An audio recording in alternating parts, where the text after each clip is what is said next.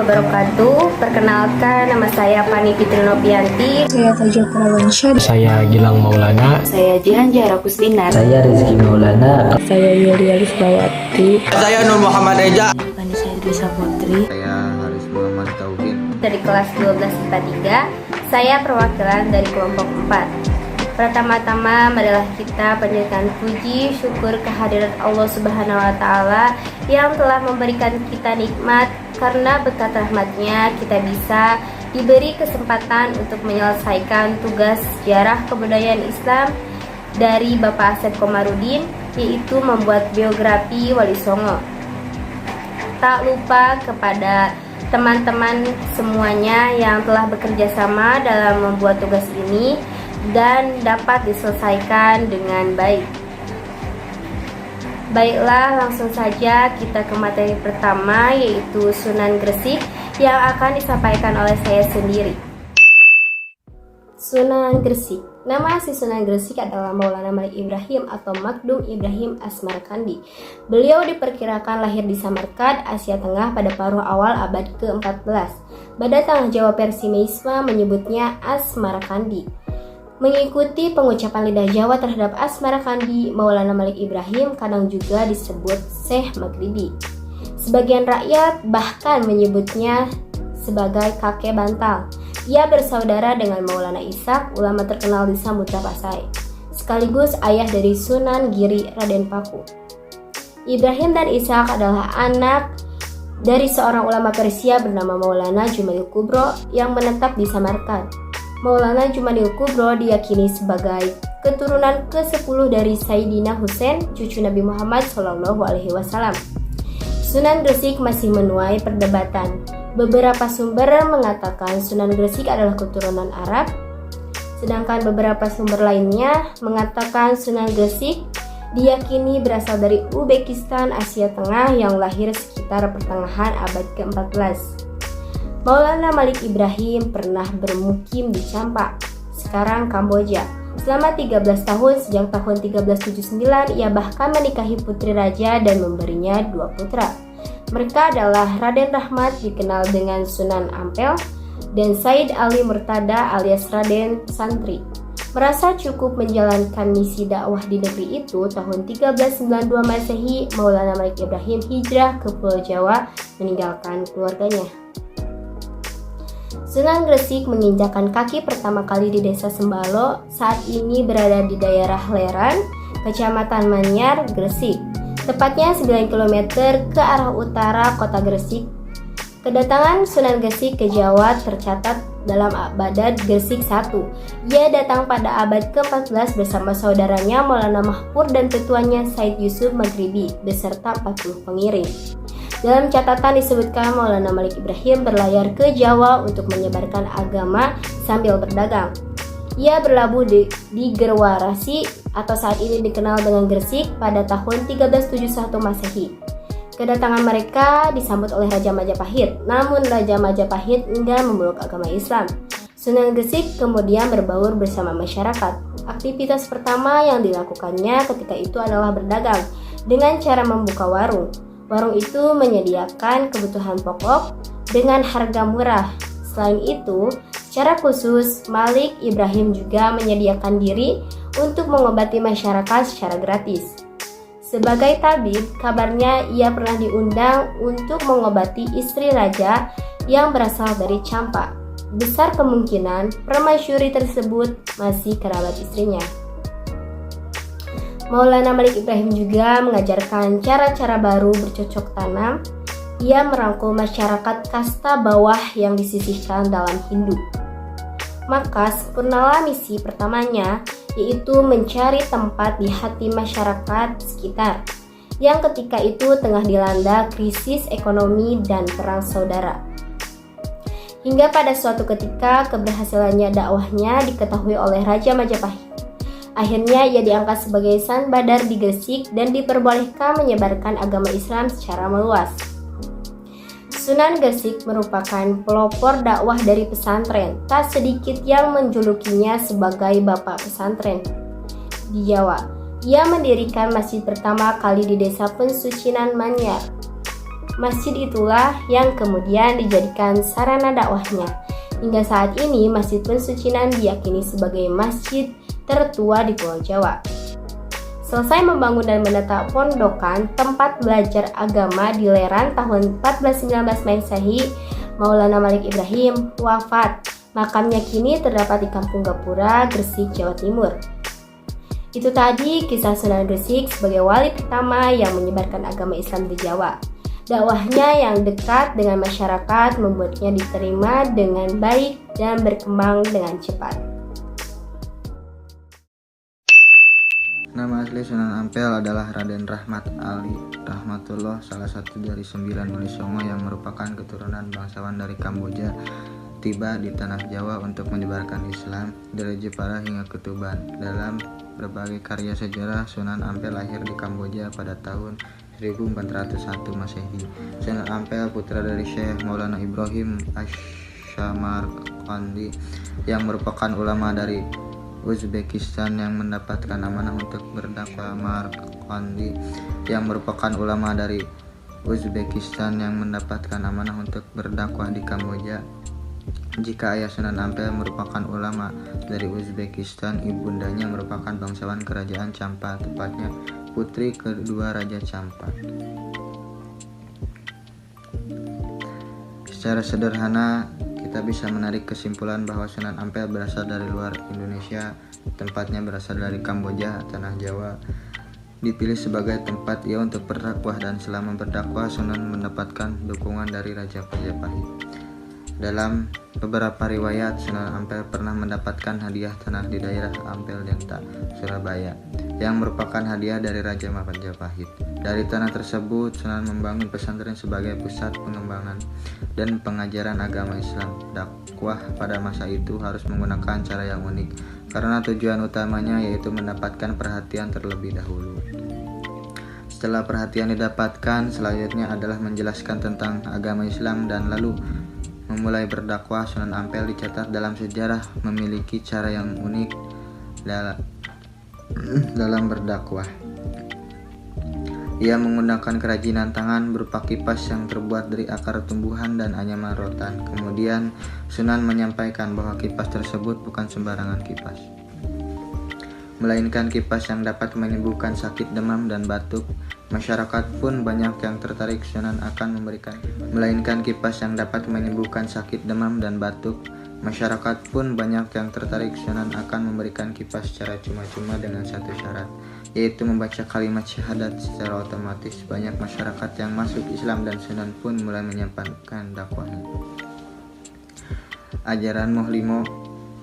Ajaran dari Sunan Ampel yang terkenal adalah Muhlimo, yang merupakan falsafah Jawa yang adalah ajakan meninggalkan 5 perkara tercela.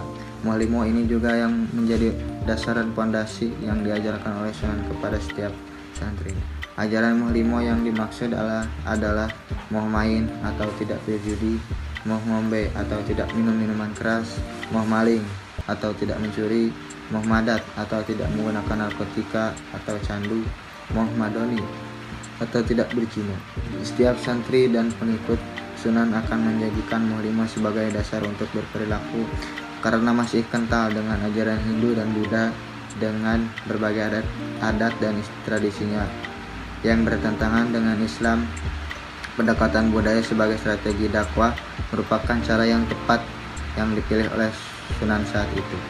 Setelah berdakwah menyebarkan Islam di tanah Jawa, selama berdakwah waktu lamanya, Sunan Ampel wafat pada tahun 1481 dan makamnya berada di sebelah barat Masjid Ampel di Surabaya. Sebelum wafat pada tahun 1481, makamnya berada di sebelah barat Masjid Ampel di Surabaya. Sebelum wafat pada tahun 1481, 2 tahun sebelum Sunan Ampel sempat mendirikan Masjid Agung Demak, dan perjuangan dakwah di Demak diteruskan oleh Raden Zainal atau Sunan Demak. Keturunan Sunan Ampel dengan Nyai Ageng Manila yang merupakan anak dari Adipati Tuban terdiri dari 4 orang anak, yaitu putri Nyai Ageng Maloka, Maulana Makdum Ibrahim, Suanan Bonang, Syarifuddin, Sunan Derajat, Syarifah istri dari Sunan Kudus. Dari keempat anak, dua anaknya meneruskan dakwah yaitu Sunan Bonang dan Sunan Derajat. Anak bungsunya yang putri pun dipinang oleh Sunan Kudus. Penyebaran Islam di Indonesia saat ini, terutama di Tanah Jawa, Surabaya, Jepara, dan Tuban, merupakan jerih payah dari dakwah Sunan Ampel. Jasa dari beliau terhadap perkembangan agama Islam sangat besar dan bisa kita lihat hingga saat ini.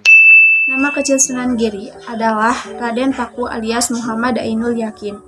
Ada pula yang menyebutnya Jaka Samudra, sebuah nama yang dikaitkan dengan masa kecilnya yang pernah dibuang oleh keluarga ibunya ke laut. Ibunya adalah seorang putri raja Blambangan bernama Dewi Sekardadu. Raden Paku kemudian dipungut anak oleh Nyai Semboja. Sunan Giri lahir di Bimbangan, kini Banyuwangi, pada tahun 1442 Masehi. Ayahnya adalah Maulana Ishak, saudara sekandung Maulana Malik Ibrahim. Maulana Ishak berhasil mengislamkan istrinya tetapi gagal mengislamkan sang mertua. Oleh karena itu, ia meninggalkan keluarga istrinya berkelana hingga ke Samudra Pasai. Sunan Giri kecil menuntut ilmu di pesantren misalnya Sunan Ampel, tempat Raden Patah juga belajar. Ia sempat berkelana ke Malaka dan Pasai. Setelah merasa cukup ilmu, ia membuka pesantren di daerah perbukitan desa Sidomukti, selatan Gresik. Dalam bahasa Jawa, bukit adalah giri, maka ia dijuluki Sunan Giri. Pesantrennya tidak hanya dipergunakan sebagai tempat pendidikan dalam arti sempit, tetapi juga sebagai pusat pengembangan masyarakat. Konon karena Raja Majapahit khawatir Sunan Giri mencetuskan pemberontakan, kemudian ia memberikan keleluasan padanya untuk mengatur pemerintah. Maka pesantren itu pun berkembang menjadi salah satu pusat kekuasaan yang disebut Giri Kedaton. Sebagai pemimpin pemerintahan, Sunan Giri juga disebut sebagai Prabu Satmata.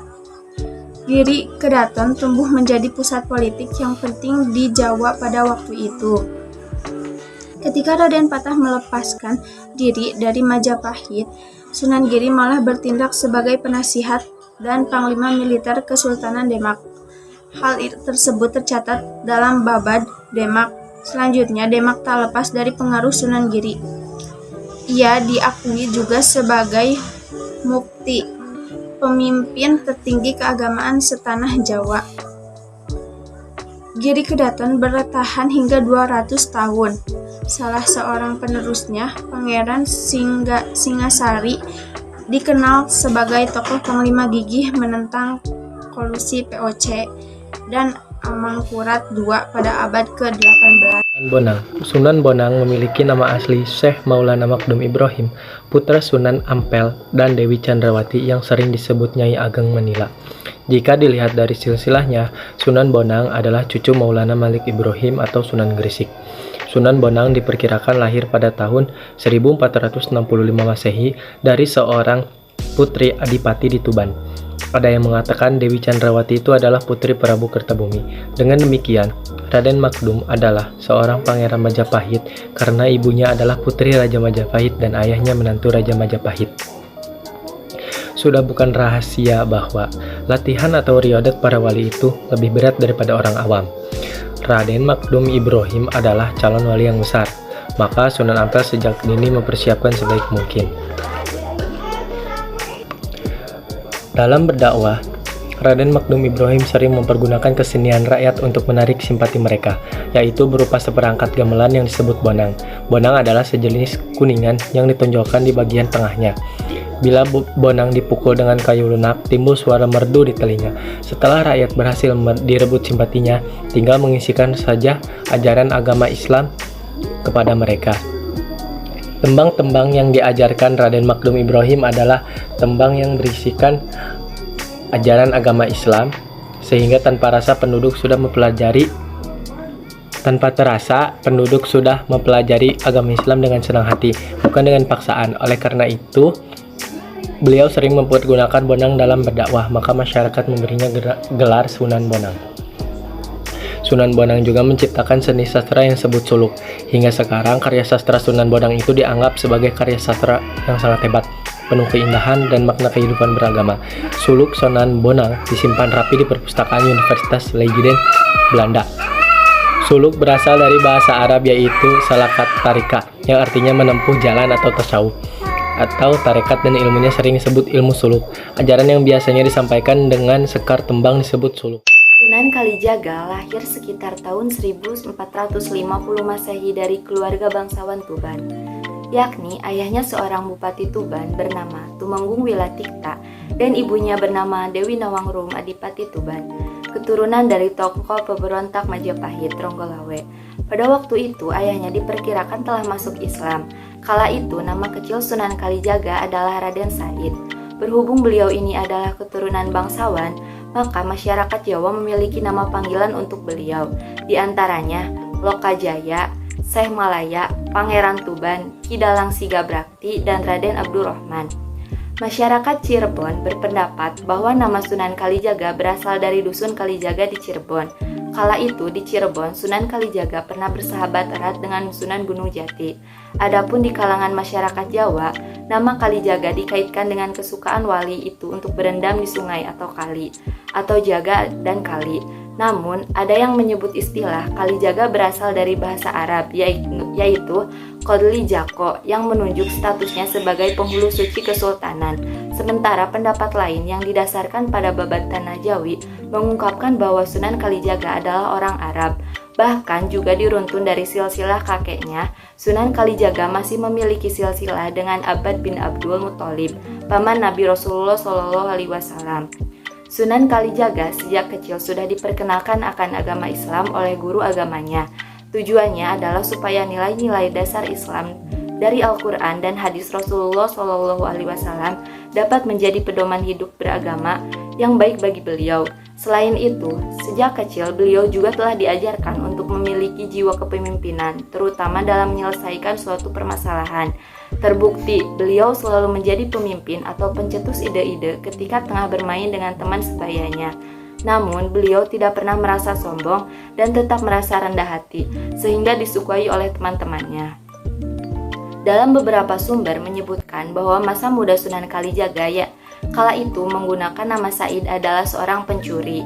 Namun, beliau melakukan perampokan dan pencurian itu bukan untuk dinikmatinya sendiri, melainkan untuk rakyat kecil. Rasa solidaritas dan simpati Raden Said khawatir akan kondisi masyarakat Tuban yang selalu diliputi oleh kemiskinan dan membuat jiwanya memberontak melakukan aksi nekat berupa pencurian bahan pangan dan makanan di gudang kadipaten. Setelah melakukan pencurian, Raden Said secara diam-diam membagikannya kepada rakyat Tuban. Namun, aksi tersebut diketahui penjaga kadipaten hingga menyebabkan beliau mendapat hukuman berupa pengusiran dari Tuban. Setelah pengusiran tersebut, Raden Said mengembara tanpa tujuan pasti, tetapi dengan misi yang sama, yakni merampok dan mencuri demi kepentingan rakyat kecil. Kemudian beliau menetap di hutan Jatiwangi menjadi seorang berandal yang merampok orang-orang kaya yang melewati daerah hutan tersebut. Beliau bahkan dikatakan pernah membunuh orang dan mendapatkan julukan berandal Lokajaya. Kenakalan Raden Said berhenti setelah bertemu dengan Sunan Bonang dan bertobat. Berdasarkan serat Lokajaya, kala itu Raden Said mengintai calon mangsa, tak lain adalah Sunan Bonang. Lantas Raden Said langsung merampas harta Sunan Bonang. Tetapi sang Sunan telah mengetahui niatnya tersebut dan mengeluarkan kesaktiannya dengan menjelma menjadi 4 wujud. Melihat hal itu, Raden Said ketakutan dan bertobat kepada Yang Maha Kuasa. Setelah peristiwa itu, Raden Said diangkat menjadi murid Sunan Bonang dengan syarat bahwa Raden Said harus menunggu Sunan Bonang di pinggir sungai sambil menjaga tongkatnya. Penantian Raden Said di pinggir kali itulah yang menjadikannya disebut sebagai Kalijaga, yang berarti menjaga kali atau sungai. Dalam berdakwah, Sunan Kalijaga mempunyai pola yang sama dengan Sunan Bonang. Beliau memilih kesenian dan kebudayaan sebagai sarana berdakwah. Beliau sangat toleran dengan budaya lokal. Beliau berkeyakinan jika Islam sudah dipahami, dengan sendirinya kebiasaan lama akan hilang. Maka ajaran yang Sunan Kalijaga ajarkan diantaranya menggunakan seni ukir, wayang, gamelan, serta seni suara atau suluk sebagai sarana dakwah. Ia juga menciptakan baju takwa, perayaan sekaten, gerebek maulud, layang kalimasada, dan lakon wayang Petruk Jadi Raja. Lanskap pusat kota berupa keraton, alun-alun dengan 2 beringin, serta masjid diyakini sebagai karya Sunan Kalijaga. Sebagian besar Adipati Jawa memeluk Islam melalui Sunan Kalijaga, di antaranya Adipati Panadaran, Kartasura, Kebumen, Banyumas, serta Pajang yang sekarang menjadi Kota Gede Yogyakarta. Beliau ikut dalam merancang pembangunan Masjid Agung Cirebon dan Masjid Agung Demak. Masa hidup Sunan Kalijaga diperkirakan mencapai lebih dari 100 tahun, yakni sekitar pertengahan abad ke-15 sampai akhir abad ke-16. Menurut sejarah, beliau memiliki 3 orang istri, yakni Dewi Sarah, Siti Jainab, dan Siti Hafsah. Beliau mengalami masa akhir kekuasaan Majapahit pada 1478. Sunan Kalijaga wafat sekitar tahun 1680 pada usia 131 tahun. Kemudian dimakamkan di Desa Kandilangu yang terletak di selatan Demak. Sunan Gunung Jati atau Syarif Hidayatullah diperkirakan lahir sekitar tahun 1448 Masehi. Ibunya adalah Nyai Rara Santang, putri dari Raja Pajajaran, Raden Manahararasa. Adapun ayahnya adalah Sultan Syarif Abdullah Maulana Huda, pembesar Mesir, keturunan Bani Hashim dari Palestina. Syarif Hidayatullah mendalami ilmu agama sejak berusia 18 tahun dari para ulama Mesir. Ia sempat berkelana di berbagai negara. Dalam usia muda itu, ilmunya sudah matang, sudah sangat banyak. Maka ketika pulang ke tanah leluhurnya, yaitu Jawa, ia tidak merasa kesulitan melakukan dakwah. Menyusul berdirinya Kesultanan Demak Bintoro dan atas restu kalangan ulama lain, ia mendirikan Kesultanan Cirebon yang juga dikenal sebagai Kesultanan Pakung Wali. Dengan demikian, Sunan Gunung Jati adalah satu-satunya wali Songo yang memimpin pemerintahan. Sunan Gunung Jati memanfaatkan pengaruhnya sebagai cucu Raja Pajajaran untuk menyebarkan Islam dari pesisir Cirebon ke pedalaman Pasundan atau Priangan. Dalam berdakwah, ia menganut kecenderungan Timur Tengah yang lugas. Namun ia juga mendekati rakyat dengan membangun infrastruktur berupa jalan-jalan menghubungkan antar wilayah. Bersama putranya Maulana Hasanuddin, Sunan Gunung Jati juga melakukan ekspedisi ke Banten. Penguasa setempat pucuk umum menyerahkan secara sukarela penguasaan wilayah Banten tersebut yang kemudian menjadi cikal bakal Kesultanan Banten. Pada usia 89 tahun, Sunan Gunung Jati mundur dari jabatannya hanya untuk menekuni dakwah. Kekuasaan itu diserahkan kepada Pangeran Pasarean pada tahun 1568 Masehi. Nama asli Sunan Raja yaitu Raden Qasim. Beliau lahir sekitar tahun 1470 Masehi dan merupakan putra dari Sunan Ampel bersama Nyai Agung Manila atau Dewi Condrowati. Sunan Rajat merupakan anak kedua dari 5 bersaudara bersama dengan Sunan Bonang, Siti Muntisia, istri dari Sunan Giri, Nyai Ajeng Maloka, istri dari Raden Patah, dan istri dari Sunan Kalijaga. Dari silsilah Sunan Ampel, maka Sunan Raja termasuk cucu dari Syekh Maulana Malik Ibrahim, seorang perintis dan pelopor pertama yang membawa Islam di tanah Jawa. Sementara itu, Syekh Maulana Malik Ibrahim atau Asmarakandi merupakan anak dari seorang ulama besar dari Persia, yakni Syekh Jamaluddin Akbar atau Jumadil Kubro, yang dipercaya sebagai keturunan ke-10 Sayyidina Husain, cucu dari Nabi Muhammad SAW. Ibu dari Sunan Derajat merupakan putri dari Adipati Tuban, yaitu Arya Teja, dan masih memiliki nasab dengan Ronggolawe.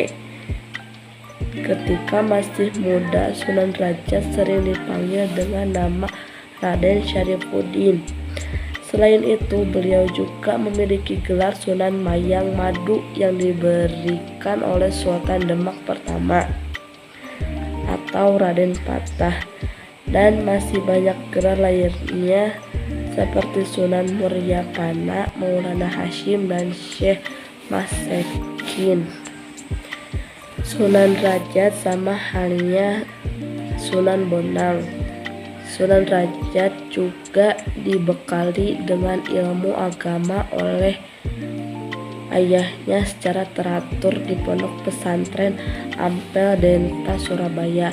Selain itu, beliau juga pernah berguru agama Islam pada Sunan Gunung Jati yang berada di Pesantren Ampel Denta, Surabaya. Selain itu, beliau juga pernah berguru agama Islam pada Sunan Gunung Jati yang berada di Cirebon. Meskipun sebelumnya Sunan Gunung Jati atau yang memiliki nama asli Syarif Hidayatullah adalah murid dari Sunan Ampel sendiri yang ditugaskan di daerah Cirebon. Saat di daerah Cirebon, Sunan Derajat sering disebut dengan Syekh Syarifuddin. Di sana beliau turut membantu Sunan Gunung Jati dalam menyebarkan dakwah agama Islam.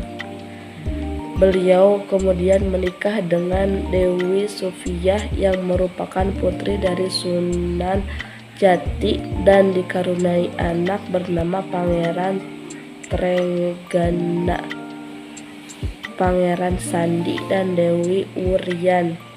Selain itu, beliau juga menikah dengan Kiai Kemuning dari Nyi Rento Ayu Chandrawati. Nyi Kemuning merupakan putri dari Mbah Mayang Madu yang merupakan seorang tetua desa Jelak. Beliau merupakan orang yang telah menolong Sunan Derajat di saat terdampar dalam perjalanan dakwahnya menuju ke pesisir Gresik. Di lain sisi, Sunan Derajat juga menikahi Nyi Rento Ayu Chandrawati yang merupakan putri Chandrawati yang merupakan putri Raden Suryadilaga, seorang adipati di kawasan Kendiri. Sunan Kudus. Nama kecil dari Sunan Kudus adalah Ja'far Shadiq. Ia putra pasangan Sunan Ngadung dan Syarifah atau adik Sunan Bonang, anak Nyai Ageng Maloka. Disebutkan bahwa Sunan Ngudung adalah salah seorang putra sultan di Mesir yang berkelana hingga di Pulau Jawa. Di Kesultanan Demak, ia pun diangkat menjadi panglima perang. Beliau ikut bertempur saat Demak dibawa ke pemimpinan Sultan Prawata melawan Adipati Jipang Arya Penangsang. Sunan Kudus banyak berguru kepada Sunan Kalijaga. Kemudian dia berkelana ke daerah tandus di Jawa Tengah seperti Seragen, Simo, dan Gunung Kidul. Cara berdakwahnya dengan toleran kepada masyarakat setempat. Cara berdakwahnya sangat toleran kepada masyarakat setempat. Seperti yang dilakukan Sunan Kalijaga dengan penyampaian dakwahnya yang halus, para wali menunjuknya untuk berdakwah ke daerah Kudus. Sunan Kudus mendekati masyarakat Kudus dengan memanfaatkan simbol-simbol Hindu-Buddha. Hal ini terlihat dari arsitektur Masjid Kudus. Suatu waktu ia memancing masyarakat untuk mendengarkan tabliknya. Untuk itu ia sengaja menempatkan sapinya yang diberi nama Kebo Gumarang di halaman masjid. Orang-orang Hindu yang mengagungkan sapi pun bersimpati, apalagi setelah mereka mendengar penjelasan Sunan Kudus tentang surah Al-Baqarah yang berarti sapi betina. Sampai sekarang sebagian masyarakat tradisional Kudus masih menolak untuk menyembelih sapi. Sunan Kudus juga mengubah cerita-cerita ketauhidan, sebuah pendekatan yang tampaknya mengadopsi cerita 1001 malam dari masa kekhalifahan Abbasiyah. Cerita tersebut disusun berseri sehingga masyarakat tertarik untuk menerka kelanjutannya. Asli Sunan Muria adalah Raden Umar Syed. Beliau merupakan putra dari Sunan Kalijaga. Diperkirakan oleh masyarakat sekitar Kudus bahwa nama Sunan Muria berasal dari nama gunung, yakni Gunung Muria. Gunung Muria itulah tempat Sunan Muria dimakamkan. Gaya dakwahnya mengadopsi dari ayahnya Sunan Kalijaga, yakni menggunakan kesenian. Sunan Muria lebih suka berdakwah jauh dari hiruk-pikuk kota atau daerah terpencil untuk menyebarkan agama. Beliau juga mengajarkan bercocok tanam, jual beli, dan melaut kepada rakyat. Sunan Muria sering dijadikan penengah saat terjadi konflik internal di Kesultanan Demak. Beliau dikenal dengan pribadi yang mampu memecahkan berbagai masalah. Pendapatnya pun diterima oleh kedua belah pihak yang berseteru. Sunan Muria berdakwah dari Jepara, Tayu, Juwana hingga sekitar Kudus dan Pati. Tembang Sinom dan Kinanti adalah buah karya dakwah. Sunan Muria wafat pada tahun 1551. Makamnya berada di lereng Gunung Muria, Kecamatan Golo. Mungkin cukup sekian materi yang dapat kami sampaikan. Mohon maaf apabila ada kesalahan dan kekurangan dalam memaparkan materi. Wabillahi taufiq wal hidayah. Wassalamualaikum warahmatullahi wabarakatuh.